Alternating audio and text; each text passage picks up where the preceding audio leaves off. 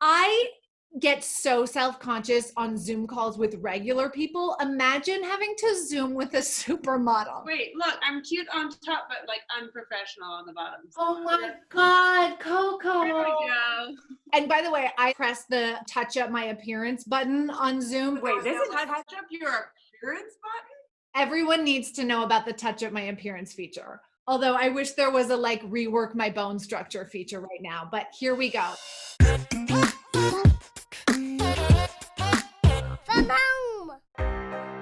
Hi, international supermodel Coco Rocha. Hi. You have been on every magazine, you've walked every runway, you are a fashion icon, and now you're talking to me in my closet. So thank you. I'm so excited to do this. My first interview with you, I think I was like 16 or 17 years old. I can't believe you remember that. Of course I do. The redhead with a big personality, I liked. Me likey. Hey, by the way, I put fake lashes on for you because you're like the queen of lashes. So I was like, okay, I'm gonna put on a lash. Obs, I put on a lash for you, and I should not have gone that close to the Zoom.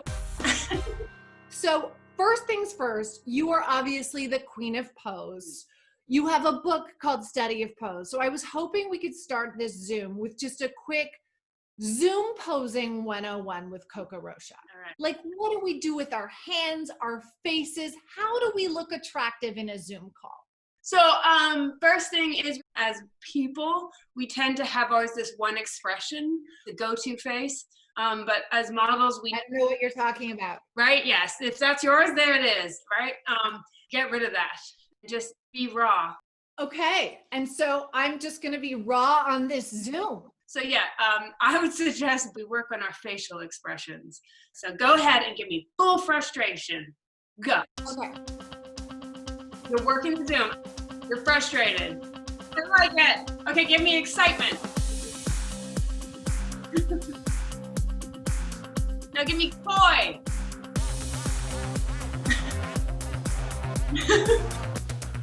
I love it. You're so cute. You're so good. I like what I saw. Good job. Thanks, Coco.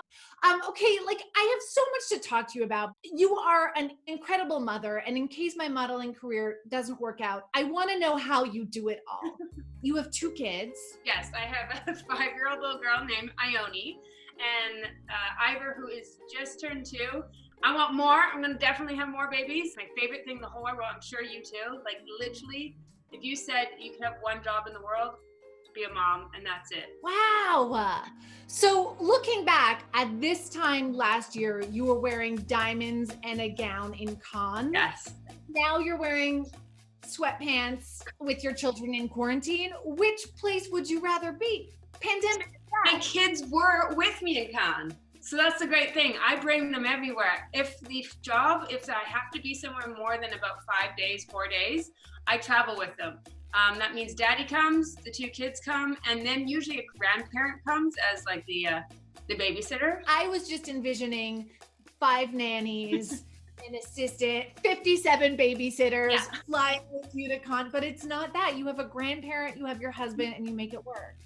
So let's go all the way back to your first pregnancy. Was that scary to make that decision? Because that kind of physical change as a model could derail your career. Yeah.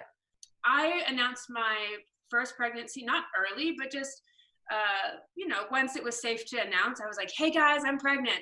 And that kind of like shut down work really quickly because all of a sudden people were like, oh, she's pregnant, therefore her body has changed. So that was an interesting learning curve. You gotta hide that next time, Coco. You gotta hide it.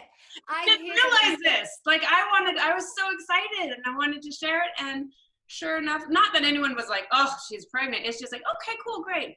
Well, we'll get someone else and let us know when you're available again. So it does put a hold on your career for sure. And there's no such thing as like maternity leave. But if you don't go back to work, then there's going to be a chance that you're replaced, that people forget you. It's such a universal experience as a working woman. That fear of will people forget me doesn't just apply to Supermodels. Yeah, it happens on every level. This is a picture of you just after giving birth to Ivor, I believe. Is this looks like the cover. I mean, Coco, what the Let's just be honest. There's like 5 editing apps. Also, that's not after. That was before. And I was still like 24 hours to go. So I have this photo, but it's post-birth, and I believe my nipple is showing. So we've all been there.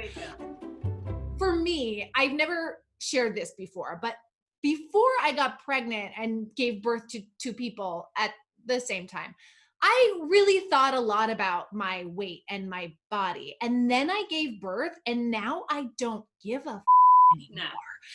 I just appreciate what my body can do, and I feed it accordingly. Yes. Early on in my career, I had a few issues. I would worry about how much I would eat. I would look at my calorie intake. I would work out so hard. And I got so bad that I actually lost my period for a year. And at that point, I then realized, like, I don't care. This industry doesn't really make me feel that great. Not everyone, but there was a chunk. And then I started to actually just relax. And my body then was just like, here you are. Thank you for taking care of me, and enjoy what you are. Not a model, but I totally feel the same way. That's refreshing. Thank you. Can we talk about your daughter, Ione, for just a moment? Okay, great. At 2 years old, she walked the Jean-Paul Gaultier Haute Couture Paris runway show with you. As a 2-year-old should, right? Well, please. My children can barely walk themselves to the potty. Like, how did you do that? I called Gaultier and said, listen, we have a great idea. Would you like a child on your runway? And he was like, yes, please. So we practiced for a good 2 weeks before the show, the day of the show. Ione had a meltdown. She lost it. And then I felt like such a stage mom. All of a sudden I was like, this was fun. Like, we were having so much fun. And then I felt like I was forcing a kid to do something. You can remember certain times in your life where you feel bad as a mom. Sure enough, she got a lollipop and then she was all good to go. And she loved it. Once we got off, she was like, again? One more time, right? And I was like, no, we're done. She's like, oh. She was like, we did all this work for like the 10 seconds. I was like, welcome to runway. But I realized, like, I'm not going to be telling this girl she has to come with mommy, do TikToks, do Instagrams, whatever. If she likes it, let's do it. If you don't, no big deal. Do you have Instagram? No. Snapchat? Still no. Then what do you have? A life? When you decide to put your parenting journey into the world, people love to tell you that you're doing it wrong. So what is the most ridiculous thing you have been shamed for? Oh, I love this one where they said that Ivor was a stunt baby, so that I didn't have him, and that he was created so that I could just take photos of him, I guess. I don't know why he would be created. So he was my stunt baby. Someone else had him, and now I just take photos of him. He's your Instagram baby. Everybody needs one. Everyone should have one. Yeah, don't you? Yes.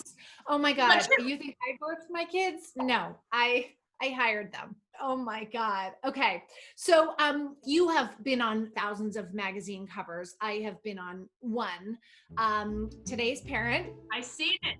Could you give me a very honest critique? Well, let's start with, you should never let your male models outdo you. And I feel like they did. And did one right thing in that you smiled for the cover. The covers, they say you should always smile for, because people will buy it. So you did a good job. It is hard to work with children. It was tough. Honestly, if I could have fired my male models, I would have. If they hadn't come out of me, they would have been good. Okay, I could clearly sit and talk to you for another 3 hours, mostly just to avoid going back out there with my children. But I'm going to ask the rest of my burning questions in 1 minute. Oh my goodness. This is 1 minute with Coco Rocha. Are you ready? Okay, I'm ready. You are a glamorous supermodel. What is the least glamorous thing you did today? Cleaning out poop out of pants of my children. Oh, thank you for clarifying. Do you have a good side? No, both sides are good. Hi. Would you classify James, your husband, as an Instagram husband? Yeah, 100%. He is the original. Someone just wrote on my comments like, isn't it sad you don't see the father? And I was like, the father is taking the photos. James, thank you for everything you do. What is your favorite physical feature? My favorite physical feature? I don't know. I'm comfortable with everything. There's not one thing that you're self-conscious about? No. I guess Oh the my weird God. like middle finger that like goes that way. Sometimes they put different hands on my face because they don't like my hands, but that doesn't make me self-conscious. But you know, side note. Oh my God, I wish they could put a different nose on my nose. Okay, last but not least, before I let you go, you model clothes, I hoard clothes. I thought we could do a little fashion show for each other from home. So the theme is bad and bougie. Okay. You have to run off and find one thing that's bad, like embarrassing, and one thing that's bougie, like, you know, custom, fancy, whatever you want to show me. Okay. Yeah. Okay, ready? Go. My closet's very far away. Here we go. Oh dear. Okay. Wait, I gotta back up. Hey, ready? What are you wearing? No, you go first. What are you wearing? I used to go through this phase of vintage shopping, but then I would stay in the store for way too long, and then realize that when I'd leave the store, I am not Egyptian queen. What are you wearing? Okay, this was a custom dress made for me by our friend Michael Kale Nice. for the Hills After Show series finale in Los Angeles. Nice. I was so excited to wear it. And the next day, a blogger said that I looked like a head of lettuce. No. Thank you. It's Michael Kale Vintage, everybody. Please. This has been in the presence of Heidi and Spencer, okay? Right? Yeah. What is your bougie? My bougie? Okay, are we putting bougie on? Yes. Woo! You ready? What is I wish I could that? show you more. It's a jumpsuit. Right, okay. This is like porn in quarantine. Do you know how aroused I feel just looking at fashion this So good? wait, you're gonna be so excited. I wore this to a Met Gala in 2013, maybe. This was owned by Elizabeth Taylor. Stop! This right here, where is it? There it is. There's a wine stain on it by Elizabeth Taylor. It's a Givenchy, I think maybe 70s or 80s. I mean, my jaw hurts from doing this. I'm not even gonna do my bougie because it's. Oh God, I want to hear it. No, I haven't put it on since 2007, but I should. It's cute. You were in high school then. Well, my nipples used to be up here, so nice to know. They're still in there somewhere. Coco, you are gorgeous on the inside and out. I cannot thank you enough for this conversation. Thank you.